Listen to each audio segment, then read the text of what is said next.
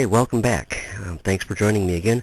Tonight, I'm going to present to you the last few chapters in the book Indians, Jackson Pines by Stuart D, published in 1962. A truly awesome, I think, history of the Saginaw, Michigan area back in the day. First, we're going to look here at chapter 17, which is titled just simply Fire. Fire followed the lumberjacks through the forest. Starting in the 1870s and for the next decade, fierce blazes swept over the cut-over lands of Michigan. The limbs from the great pine trees were cut off in the forest and piled. These piles of slashings were left as loggers finished one section and moved into another. Eventually they became tinder dry, and when the time came, they burst into deadly flame. One of the worst fires in Michigan history, and one that launched the American Red Cross on its program of giving aid to disaster-stricken areas, occurred in 1881 and swept through 3 counties, Huron, Tuscola, and Sanilac. The summer of 1881 was unusually dry and hot. During July and August, no rain fell at all. Streams stopped running, wells and cisterns dried up, and the dark mosquito-infested swamps were drained. The stage was set. It only remained for the settlers themselves to apply the torch. The farmers had taken advantage of the dry spell to burn off the poplar, ash, and maple trees passed over by the lumbermen a decade earlier. For weeks the air was heavy with smoke from these individual fires, and the people became accustomed to the smoke smarting their eyes, so accustomed, in fact, that they lost their fear of fire.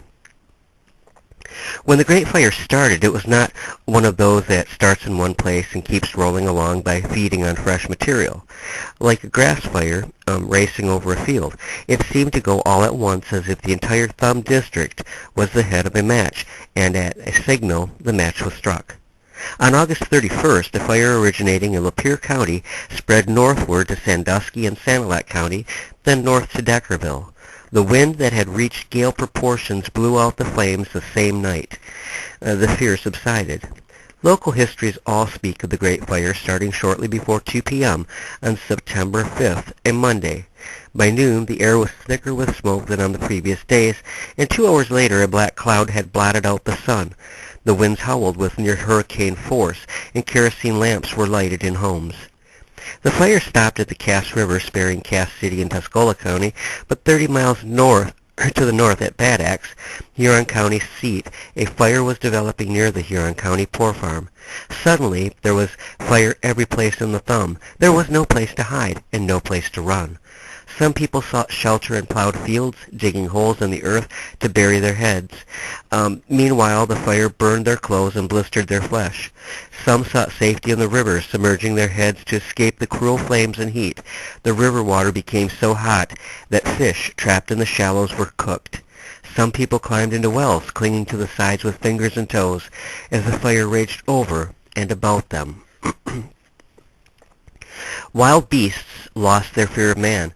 The bodies of one family were found in a cornfield, and nearby was the body of a bear, which had sought the company of humans in its desperate end. Another man leaped into Lake Huron and found himself side by side with a big bear, as docile and submissive as a dog. The intense heat withered the leaves on the trees 2 miles from the fire itself. Fields of corn, potatoes, onions, and other vegetables were not touched by the fire, but were roasted. Fruit orchards burst into blossom, the petals quickly dropping, burned, and seared. The flames advanced with a roar of a tornado. Trees were uprooted, buildings blown down, flaming roofs carried through the air, and men and women lifted from their feet and flung back violently. Horses galloping before the flames were overtaken and left roasting on the ground. The people prayed, and as they prayed they fought with shovels and buckets of water. One woman took her 2 children to a well, already surrounded by other persons. She covered her children with dirt and then poured water on them and upon herself. When it was over, her dress was pockmarked with holes where sparks had fallen. A hunter skinning a moose in the forest was surrounded by flames. No place to go. He got inside the carcass and pulled the skin tight around him. There he stayed safe while the fire cooked the outside of the moose. Along the Lake Huron shore, so many ashes fell into the water, the shore water was turned to a lye solution. It was necessary to go several feet below the surface to get fresh water. The fire burned 3 days before rain came and drowned it out. The Michigan Fire Relief Commission, sent into the area by Governor David H. Jerome, made a survey of the damages and supervised the relief. The commission reported 1,521 homes and 1,408 barns had been destroyed. There never was an official count of the dead. Some estimates are as low as 125, while others are as high as 300. The generally accepted figure is around 200. Clara Barton, founder of the Red Cross, issued a nationwide appeal for clothing and food for the stricken area. It was the first time the Red Cross had made such a plea for survivors of a disaster. Chapter 18. The Day Saginaw Burned. Saginaw's greatest fire, which came at the end of the lumbering era, was not as widespread or as destructive of life as the Thumb Fire, but it was vicious nonetheless, and it occurred on May 20th, 1893, a warm and windy day. There are various accounts of how the fire started. The only point of agreement is that it started on the Middle Ground, now Ojibway Island. Robert B. Hudson, a retired fire chief who helped to fight it, said it was due to carelessness of a man who was caulking and tarring a boat near the Sample and Camp Mill. The man was melting tar over a fire, and the heavy wind blew a spark from the fire to lumber stored at the mill.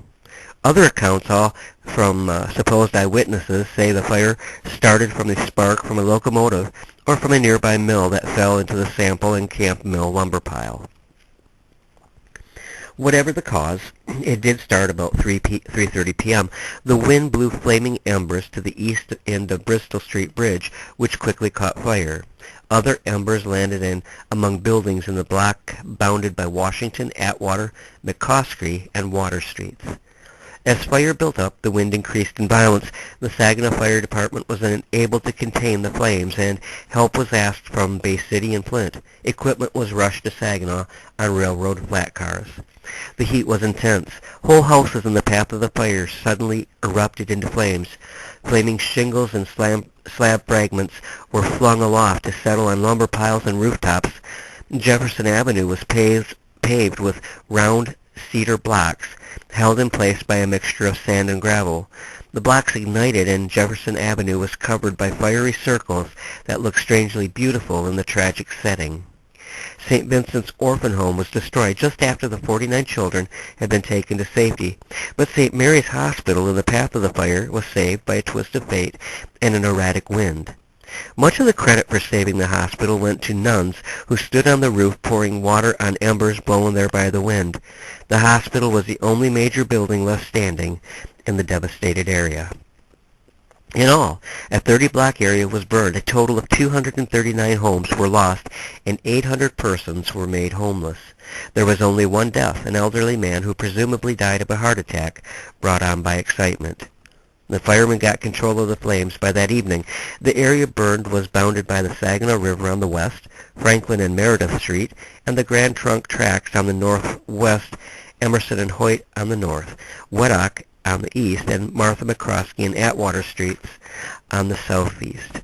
The total loss by fire was $670,000, of which $464,000 was covered by insurance. As this blaze was dying, the German woodworking plant and planing mill on Holland Avenue caught fire and was destroyed. Chapter 19. The Graceful Days. Lumber barons liked to entertain, and to do it in style, they built big, lavish homes. Most of these homes were built in the 1880s and 1890s. Living then was more leisurely than it is today, and the hosts and hostesses took time and pleasure in party and dinner preparations. The parties were beautiful and large. Strains of the lovely Strauss waltz played by an orchestra carefully concealed behind a bank of palms provided atmosphere at major functions. This was the horse and carriage age, when young people danced the waltz and peppy two-step and spooned as the faithful horse drew the buggy homeward in the sleeping morning hours. Most of these old homes have disappeared. Their disappearance is as much responsible to the fact that the city has changed as it is to the inescapable fact that no servantless modern housewife would want one of them with their 16 to 30 rooms. But to understand the homes and appreciate why they were big, step back to 1880. Tonight we'll go to a cotillion for a day's preparations, and the party have been kept the entire household busy. The mistress of the house, a very careful housekeeper who permits smoking only in the smoking rooms, almost forgot to tell the man who brought the white canvas for the floor and stairway to put out his cigar before entering the house. A group of young people have been invited, and the party is certain to be one of the highlights of the social season. Maids and butlers are scurrying from room to room, whisking a dusting cloth over the baseboards and crystal candelabra. The florist, with a tray full of palm and American Beauty roses, is demanding to know where to put the flowers. Yards and yards of smilax are festooned about the rooms. Pretty soon, Finzel's orchestra will arrive from Detroit. Down at Burton's livery stable, the young men will be waiting impatiently for the stable boy to harness their horses. Their partners for the evening are primping carefully and soon will be ready. The cotillion, the dancing party, was popular at the turn of the century, as each young man made his request to dance with a young lady he would present her with a favor. The host supplied the favors, and they covered a large table in the ballroom. The young women came equipped. Each carried a large purse in which they put the favors. The more dances they had with different young men, the more favors they received. A popular girl could take home a purse full of favors. Dinner parties were also popular, and hostesses worked hours on menus and centerpieces to make their tables attractive.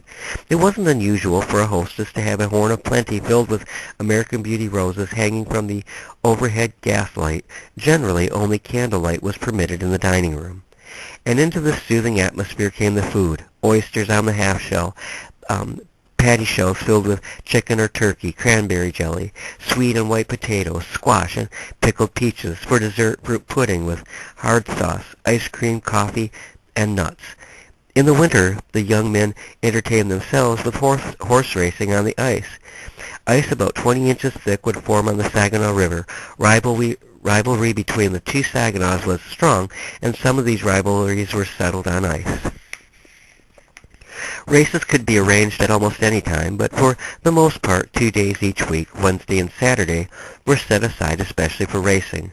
There were races for pacers and races for trotters. The half-mile track was swept clear of snow between the present Genesee Avenue Bridge and the Chesapeake and Ohio Railroad Bridge.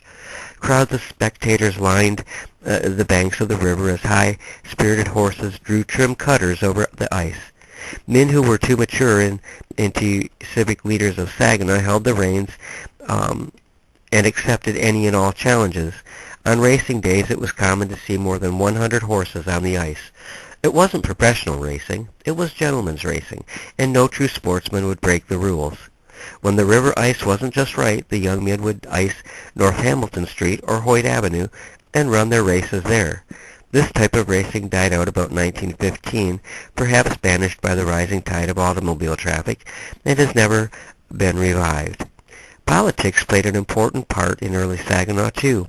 Two men from this area, David H. Jerome and Aaron T. Bliss, rose through the political ranks to become governors of the state. But with the passing of the lumber and the turn of the new century, Saginaw changed. It made the transition not without depression days and difficult adjustments from lumber town to industrial city. Saginaw's first golden era had ended with the fall of the last pine in the once great Saginaw Valley forest.